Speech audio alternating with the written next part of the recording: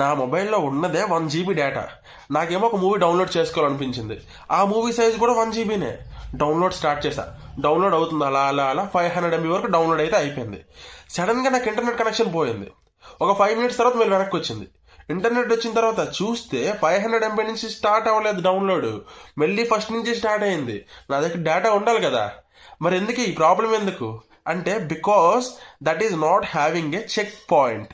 Check point అంటే ఏంటంటే మన కంప్యూటర్ నెట్వర్క్లో ఏదైనా డేటా ట్రాన్స్ఫర్ అవుతున్నప్పుడు, డౌన్లోడ్ ఆర్ అప్లోడ్ అయినప్పుడు, సపోజ్ ఇదే ఎగ్జాంపుల్ తీసుకుందాం. ఒక మూవీ డౌన్లోడ్ అయినప్పుడు 1 GB మూవీ ఒక 500 MB దగ్గర డౌన్లోడ్ అయిపోయిన తర్వాత ఒక చెక్ పాయింట్ అనేది పెట్టుకోవాలన్నమాట.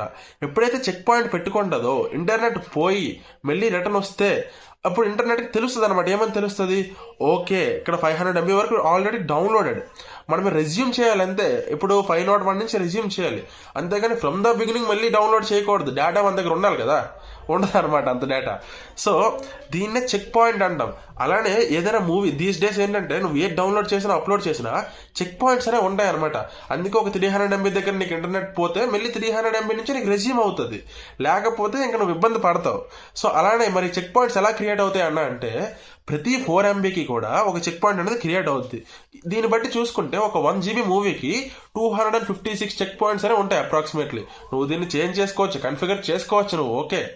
అయితే చెక్ పాయింట్స్ యూజ్ అనేది ఇదనమాట. నువ్వు అప్లోడ్ చేయాలనుకున్నా, డౌన్లోడ్ చేయాలనుకున్నా, మధ్యలో ఇంటర్నెట్ ఇష్యూస్ వస్తే రెజ్యూమ్ అవడం గురించి ఈ చెక్ పాయింట్స్ అనేవి యూజ్ చేస్తారు. అయితే మీకు ఇంకో డౌట్ ఉండొచ్చు, అయితే ఇది డేటా రిలేటెడ్ కదా, ఇది ఎక్కడ ఉంటుందన్న సిఎన్లో? డేటా లింక్ లేయరా, లేకపోతే లైక్ కిందనున్న ఫిజికల్ లేయరా, ట్రాన్స్పోర్ట్ లేయరా, డౌట్స్ ఉంటాయి. కానీ ఇదంతా కూడా అప్లికేషన్ లేయర్కి బిలాంగ్ అవుద్ది అనమాట. Because it is used by the client, అంటే బ్రౌజర్ అనమాట. ఇది నువ్వు మైండ్లో పెట్టుకో. ఇలాంటి కంటెంట్ నీకు ఇంకా తెలియాలి, ఇంకా తెలుసుకోవాలి అనిపిస్తే you should definitely follow this channel. ఒకసారి ప్రొఫైల్ ఓపెన్ చేసి చూడు, నచ్చితేనే ఫాలో కొట్టు.